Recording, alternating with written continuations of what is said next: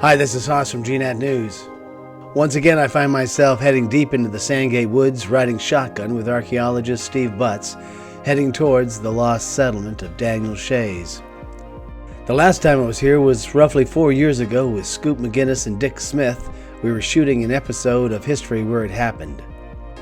This time joining us is someone I've never met, but apparently carrying one heck of a secret. We're heading out to location 5. Believed to be the actual house of Daniel Shays.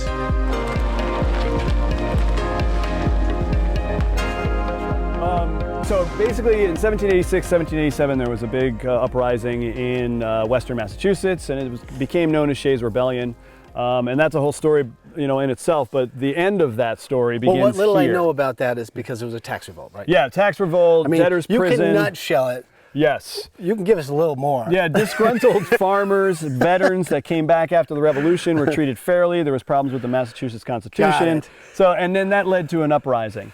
Now the uprising was repulsed by the Massachusetts militia, and then all of the Shaysites, as they were known, led by Daniel Shays.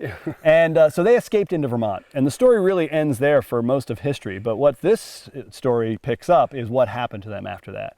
And we know that Daniel Shays purchased the land here in Sandgate, and we have the deeds to prove it. Do we have a sense of why Vermont?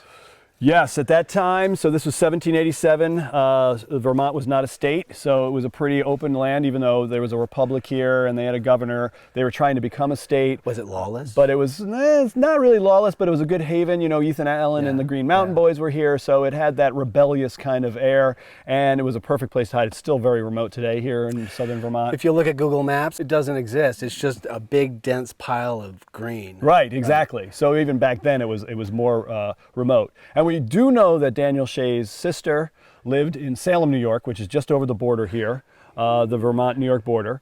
And he had a lot of friends from fighting during the Revolution. He was a captain in the Continental Army that were here too. So he had some This was a natural place to flee to. Exactly. So this is a village. Yes. So why didn't they just I'm going to say something stupid. Why didn't they just stay down there and rent an apartment? Was there Was there 200 of them? Right. Or? It was a couple hundred, and they were wanted for treason. So that was the thing. They and then the Massachusetts militia actually was going after them, and they went into Vermont.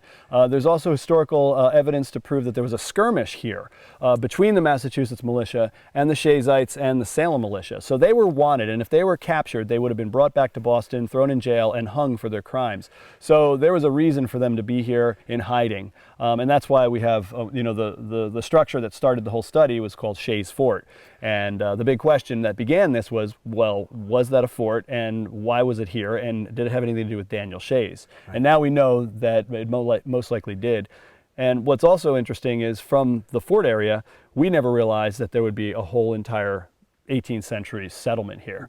And that's how the archaeology really started putting the pieces together about this whole area was inhabited by a couple hundred people at one time, all related to the rebellion.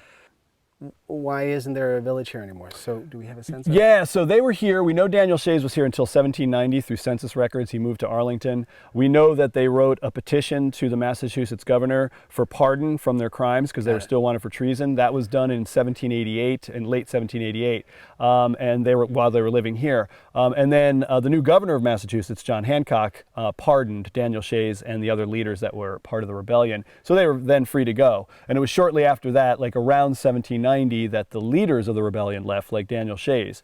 But the archaeology has revealed that many of the Shaysites continued to live here until about 1813. Can we think that part of the reason everyone left was this was such a remote village? Like, were there houses dotted all the way down the road into Salem? No, it was one village in the Egg Mountain area between the town of Sandgate and Salem. But what we think caused them to leave was an epidemic, a plague, a series of epidemics. Actually, one in 1798 that we know through church records in nearby Sandgate that killed 32 people, 30 of being children. Yes, I remember that. And then in 1813, in my historical research just recently, this past winter, we've uncovered a letter that describes an epidemic that went through and probably wiped out the rest of the settlement around 1813. Gotcha. And the other link to that through the archaeology that kind of pieces it together is that we've been finding evidence that all the structures, all the sites that make up the settlement were burned. So they were torched for some reason. We're finding burnt ceramics, we're finding burnt timbers. So we're not sure what caused the burning. Was it the result of, you know, the epidemic came through and then the surrounding townspeople came up and burned down the cursed village? Because it's really unique archaeology that's being done, because we're finding lots of intact stuff in the burnt remains. So we're hypothesizing that the structures were burnt with all their goods inside them.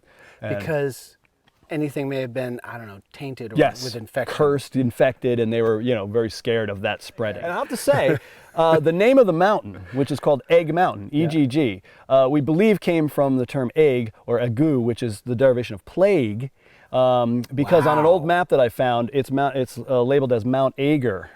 So, and there, you know, so it's kind of an interesting correlation. Was it called Plague Mountain in the past because of the history? Don't go on Plague Mountain. Yes. Don't hunt on Plague Mountain. Exactly. And watch out for the mountain lions. On Plague Mountain, you're right. Just before we go, so the kids are here again? Yes, this is our 5th year. So, you know, the project started in 2013, and we've had a public outreach education program, and we've been running a summer field school with high school students, and this marks our 5th year, so we've been really excited about that. We've educated over 100 students have participated. I think we're up to about 120 now with this year. Students have come from New York, from Vermont, from Connecticut, so it's kind of all around the New England area and the New York area to participate in this unique, you know, local history project and to unlock this lost piece of history of Vermont. So if my kid who goes to Arlington High School, could he? Completely, anyone, any student, grades 9 through 12. Because I'm looking for an exercise program for them. Yeah, so you get it up here, that's for sure. Excellent. Go check them out.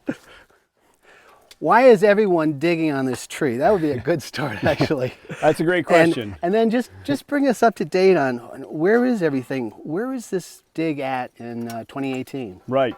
So that's a great question, because this is pretty unusual archaeology going on right now.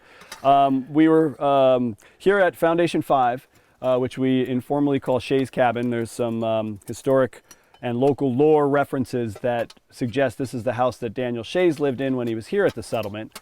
And a few weeks ago, prior to the dig starting, this probably 150-year-old oak tree got blown over by a windstorm and exposed this huge root ball right at the base of the foundation. So we figured, just to prevent it from washing away in the rain, we'd do an excavation and clean out the root ball so that we could see if we can find any artifacts here before they're lost to the stream, which is Why would you even assume there's something hidden in the roots? It's a perfect spot, really, because we're right at the base of the foundation. So over the past 200 years or so, artifacts would be washing down from runoff, snowmelt, frost action, gravity, and bringing them right here to this tree. And then the tree obviously grew on top of the rocks here, and so it would be logically a good place to find artifacts. And, you know, like I said, we really want to be careful, because if we didn't do anything with the tree, rain over the next year would wash everything away, and that would be a loss. So we wanted to make sure that we're,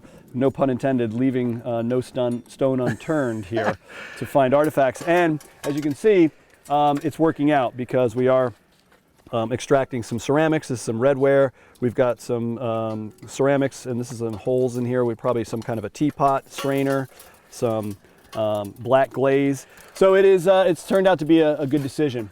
What amazes me about this site is that you just seem to dig anywhere and find stuff. Yeah. Has that continued? Have there been dry spells? Have there been? No, it is still yielding a lot of artifacts. It's amazing, really. We started off, you know, at the main center of the village at the mill site, and then we worked our way down. And what we wanted to do, once we identified all the sites, we wanted to do test pits at each one, because here in New England, you know, you could find 8 sites, and maybe they're not from the same time period. So one of the main objectives of this study is to prove that all of these sites were occupied by the same people at the same time in history. So in order to do that, we've been doing test pits at all the sites and finding the same time period ceramics. They're all the same pattern. So we've, at this point, have proven that all of these structures were occupied by the same people at the same time, roughly between 1787 and around 1813. And do you feel like you have found all the structures of this village? Probably not, no. I mean, Yeah. Here's a question that I don't know, maybe you know. Back in those days, was there always a foundation when you built a building? Did they always do a foundation, or could have just been poles in the ground and they built something on top? Exactly, that's a great point. In fact, we find these larger structures with the foundations. These are bigger homes, maybe people that were more important in the Shaysite community. And from historical research that I've done, we know that there was a large number of people up here. So the number of houses that we found don't match the number of people living here. So it does, beg the question, were there smaller structures that we haven't identified yet? Log cabins that didn't have big foundations in between the areas that we've located. So that's why this site is still very active, because we've got a lot of work to do to see about finding those structures. And I'll have to say, this week with this group here, over at Foundation 4, we've located a structure next to it already. Your days at this dig, really, I could be interviewing you in 25 years when you're an old man with a cane. Yeah, easily, because we've set out just to try to prove, like I said earlier, that this is all occupied by the same people. So we've done that. So now, logically, we'd want to go back to each site and continue to excavate in more of a comprehensive way. And so, yeah, you're right. This could go on for a long time. One of our concerns when we were here last time was that this is always sat on private land, so you're doing great work, but what if it gets sold and the new owners say, you know what, Steve, it's time for you to go home? I mean, so what happens?